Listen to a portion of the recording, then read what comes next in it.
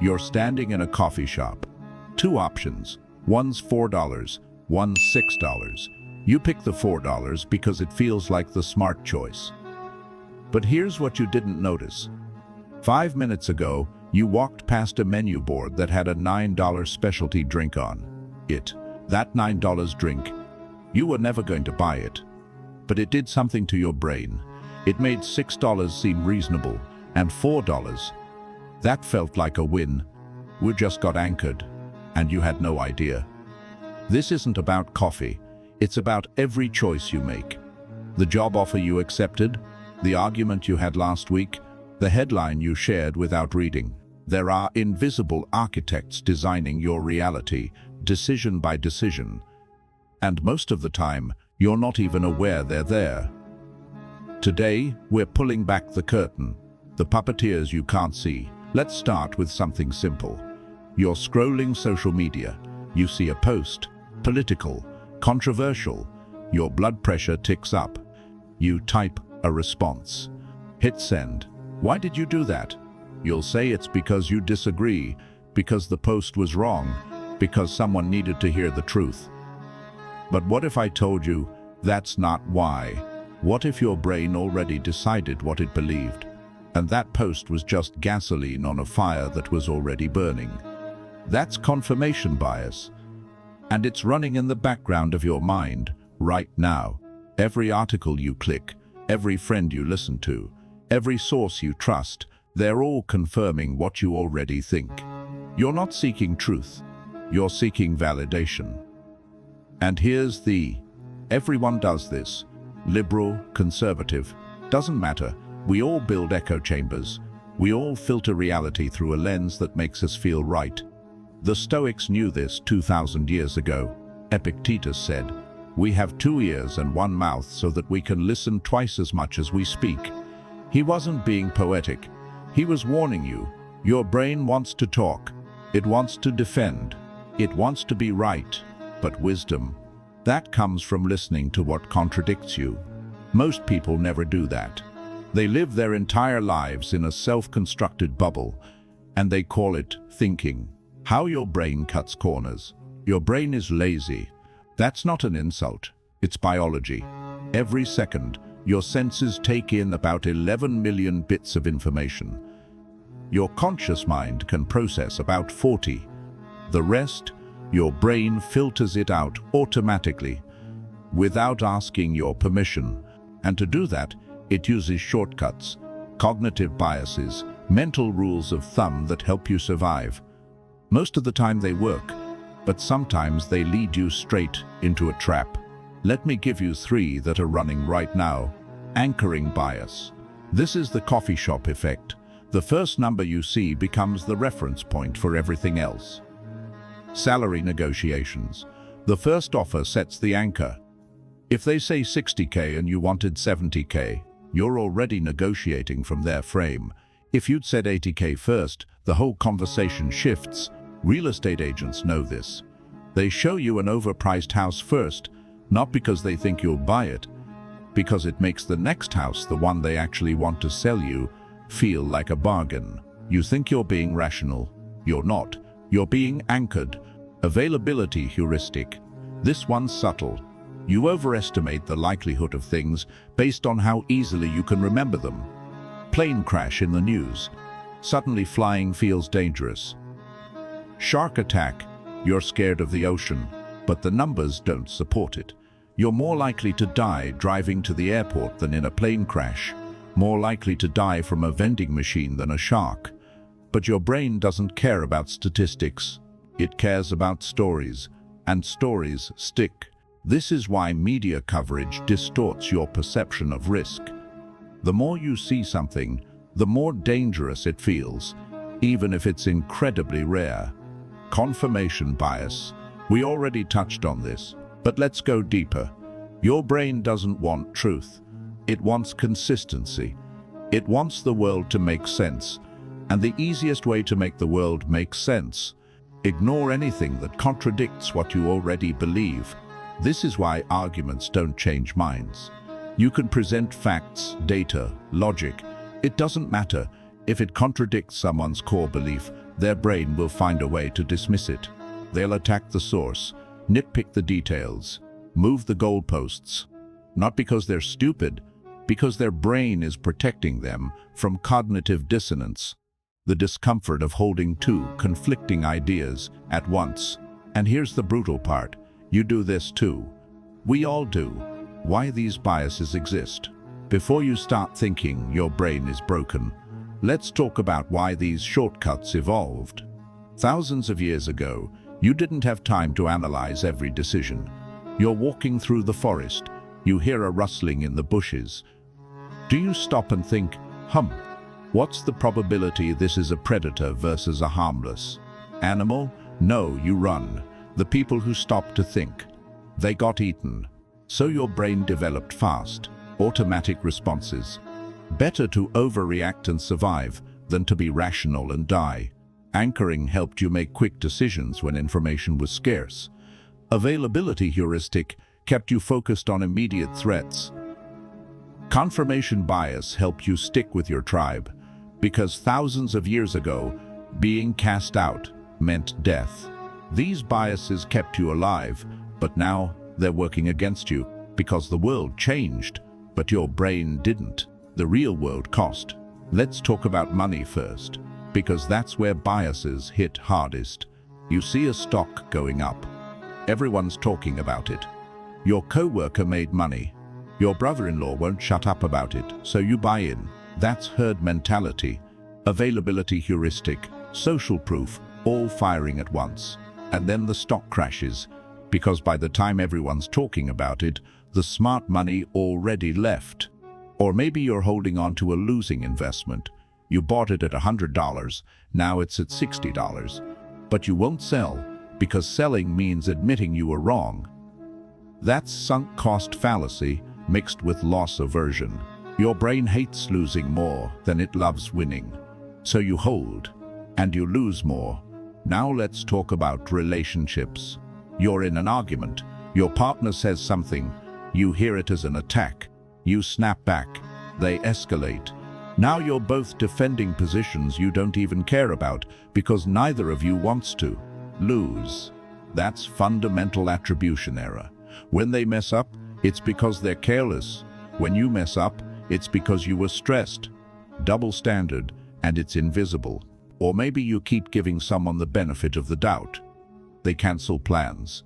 They don't text back. They let you down again. But you make excuses. They're going through something. They're busy. That's self-serving bias. You want to believe you're a good judge of character, so you ignore the evidence. And here's the kicker. Biases don't just affect you. They spread.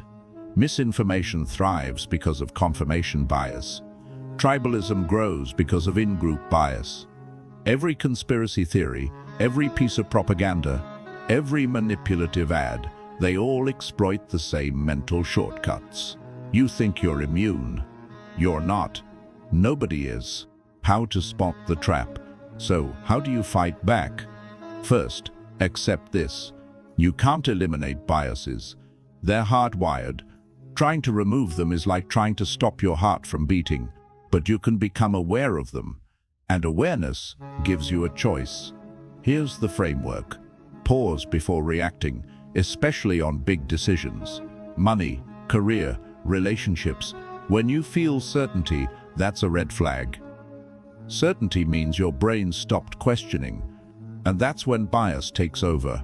Seneca said, "We suffer more in imagination than in reality." Most of your stress comes from snap judgments. Slow down. Ask questions. Create space between stimulus and response. Seek disconfirming evidence. This one's hard. Your brain will resist, but force yourself to ask, what if I'm wrong? What would that look like? Find someone who disagrees with you, not to argue. To understand, listen to their reasoning. You don't have to change your mind, but you need to know why they think differently.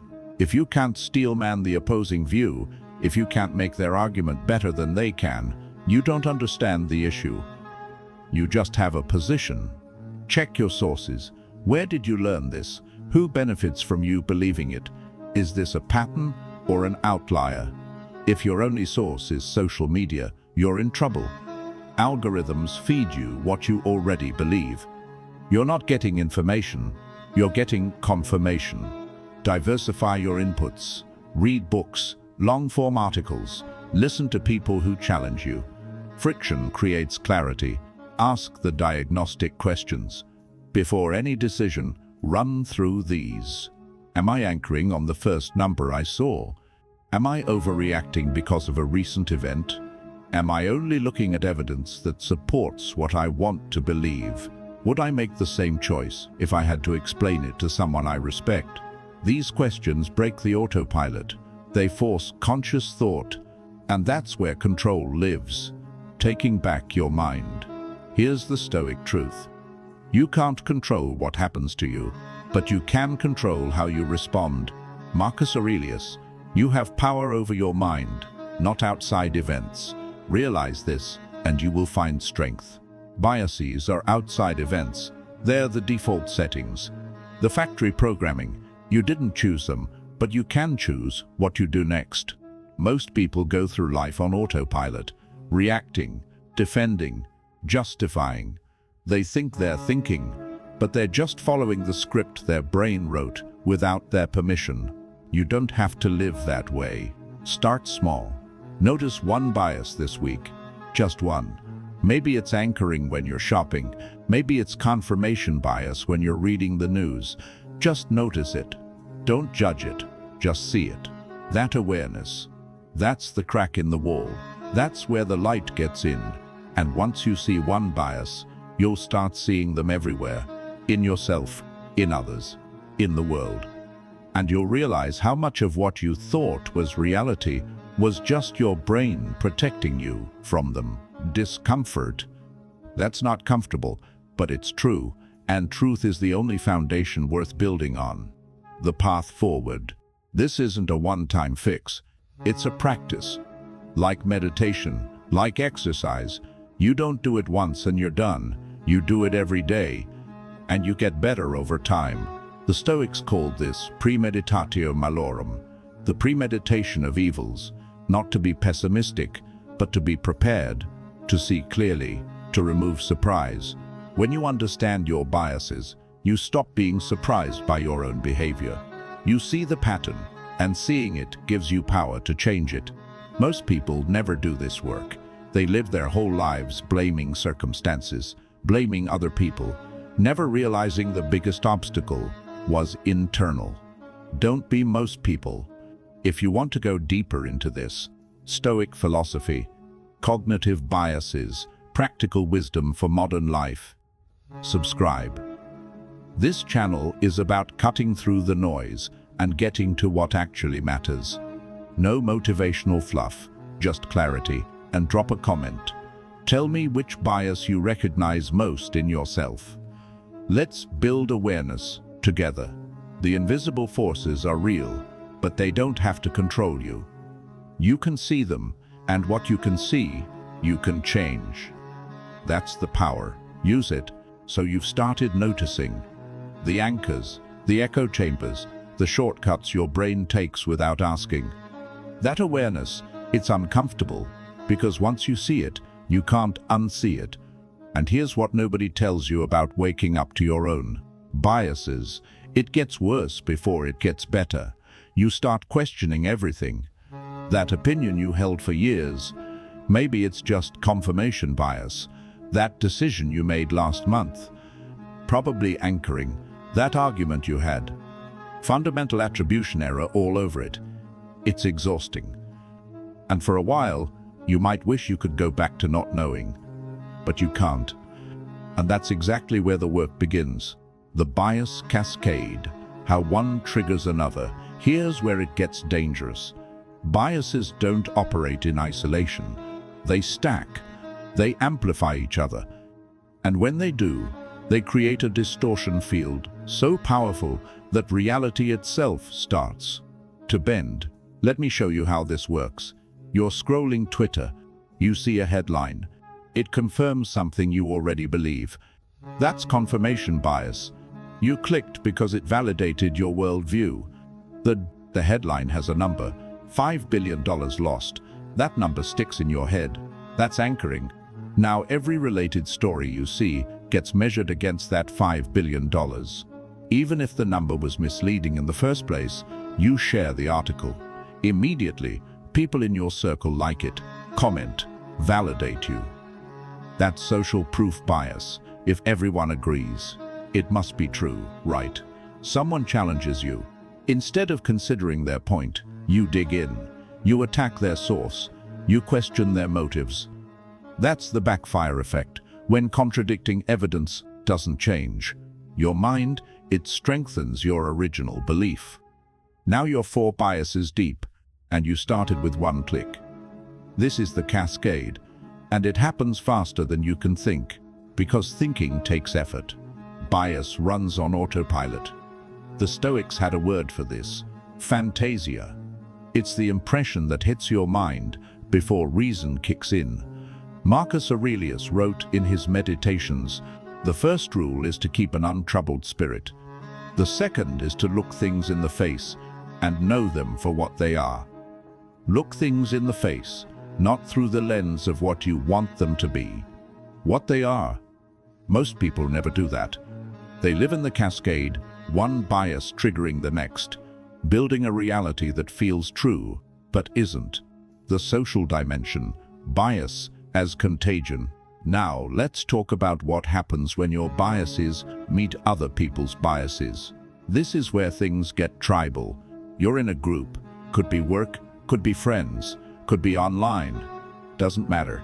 Someone says something, an opinion, a take, a judgment. You disagree, but you don't say anything. Why? Because you don't want to be the outsider. You don't want conflict. You don't want to risk the relationship. So you stay quiet, and your silence, the group reads it as agreement. That's groupthink. And it's one of the most dangerous biases because it doesn't feel like a bias. It feels like harmony, like loyalty, like being a good team player. But what you're actually doing is abdicating your judgment. You're outsourcing your thinking to the group. And the group is just a collection of individuals doing the same thing. Nobody's thinking. Everybody's conforming. This is how smart people make catastrophically bad decisions. Not because they're dumb, because the group creates a reality distortion field, and dissent gets punished, subtly, socially, but effectively. Solomon Asch proved this in the 1950s. He'd put a person in a room with actors, show them a line, ask them to match it to another line. Obvious answer. Except the actors all give the wrong answer first. And 1/3 of the time, the real participant goes along with the group. They deny what their eyes are seeing because the social cost of disagreement feels too high. 1/3.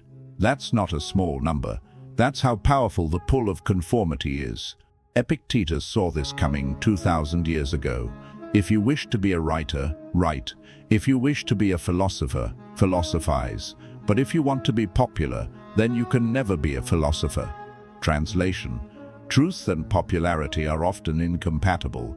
You have to choose. Most people choose popularity. They don't even realize they're making the choice. It just feels natural to go along, to not rock the boat. But every time you do that, you're reinforcing the bias in yourself and in the group. The sunk cost trap.